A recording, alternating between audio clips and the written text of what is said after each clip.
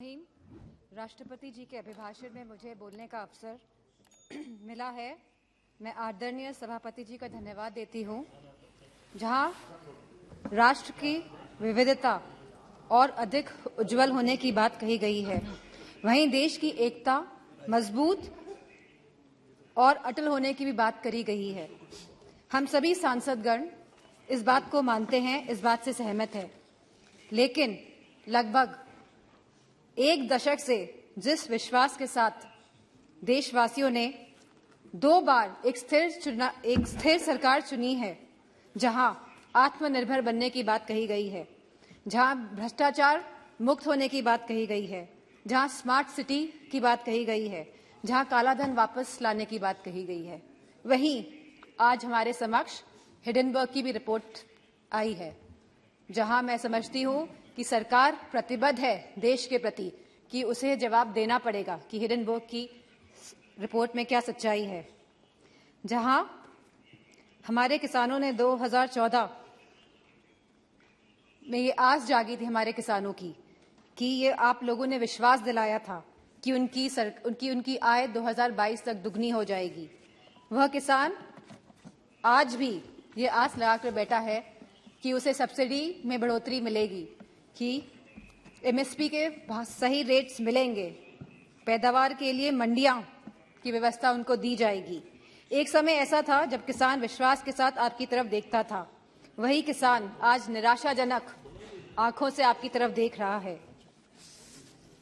जहां युवा शक्ति की बात हुई, युवाओं में भी बहुत जोश उत्साह था 2014 में कि लगभग 2 करोड़ नौकरियां दी जाएंगी प्रति माह। लेकिन आज उस जोश और उत्साह का पतन होते जा रहा है। आज जहां अग्निवीर जैसी योजना लेके आई है सरकार, तो उनका आत्मविश्वास तोड़ने का काम किया है सरकार ने।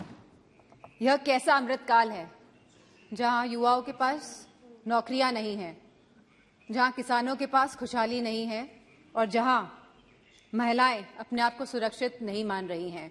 एनसीआरबी के आंकड़े अगर आप देखेंगे तो यह पाएंगे कि लगातार यौन उत्पीड़न और शोषण के मामले बढ़ रहे हैं और खास तौर पे उत्तर प्रदेश में लगातार ये मामलों में बढ़ोतरी हो रही है।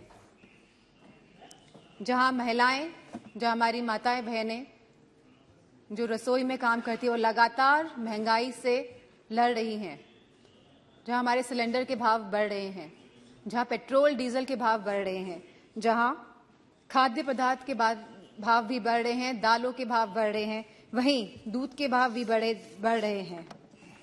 आयुष्मान भारत योजना के तहत के अंतर्गत कार्ड तो बने हैं, लेकिन स्वास्थ्य सेवाएं उपलब्ध नहीं हो पा रही है। और जैसा कि दानिश सर ने कहा कि डॉक्टर नहीं है अस्पतालों में, और यूपी में गोरखपुर और रायबरेली में जहां एम्स हैं, वहां पे भी सहूलियतें नहीं मिल पा रही हैं क्योंकि डॉक्टर की सुविधा नहीं है, डॉक्टर की कमी है। मेक इन इंडिया के अंतर्गत सरकार कई करोड़ों रुपए खर्च कर रही है जहां प्रचार में, वहीं उत्तर प्रदेश में एक भी बड़ा कारखाना नहीं लगा है।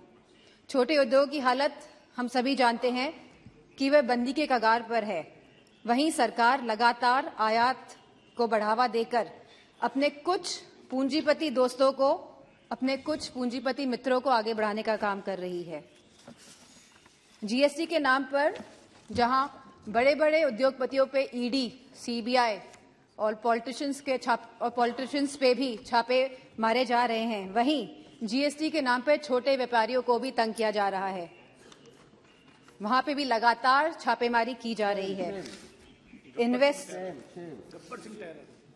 इन्वेस्टमेंट और इनोवेशन के नाम पर जहां पे लगातार एमओयू साइन हुए जा रहे हैं, करोड़ों करोड़ रुपए के एमओयू साइन हो रहे हैं स्पीकर सर, लेकिन एक भी इन्वेस्टमेंट धरातल पे नहीं उतर रहा है।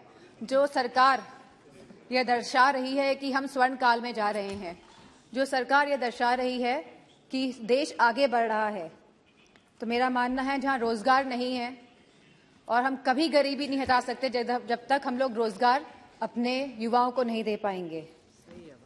महाराष्ट्र महामहिम राष्ट्रपति जी ने कहा कि सबका विकास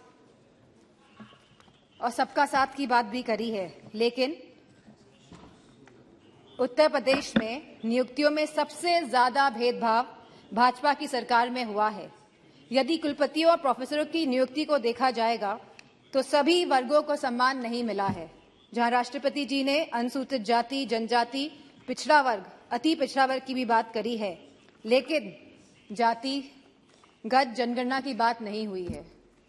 अगर हमें सही मायनों में अनुसूचित जनजाति, अनुसूचित जाति, पिछड़ा वर्ग, अति पिछड़ा वर्ग लोगों को सम्मान देना है, उनको हक और सम्मान देना है, तो हमें जातिगत जनगणना पर भी बात करनी चाहिए।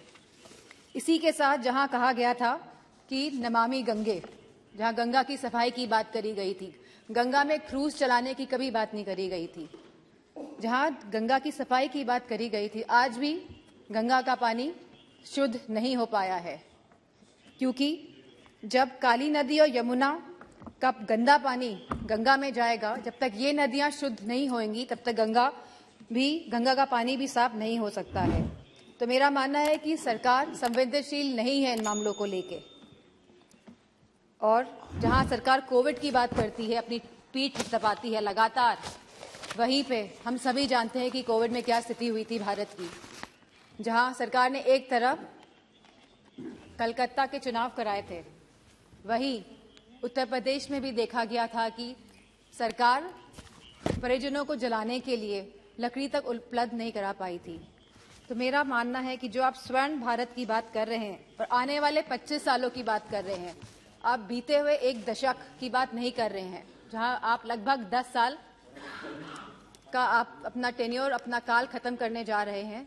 लेकिन आप जो आगे की बात कर रहे हैं और 2014 की पहले की बात कर रहे हैं, लेकिन आप अपने दशक की बात नहीं कर रहे हैं। तो इन्हीं शब्दों के साथ मैं अपनी बात को खत्म करना चाहूंगी और आदरणीय स्पीकर साहब को धन्यवाद देना चाहूंगी। धन्यवाद।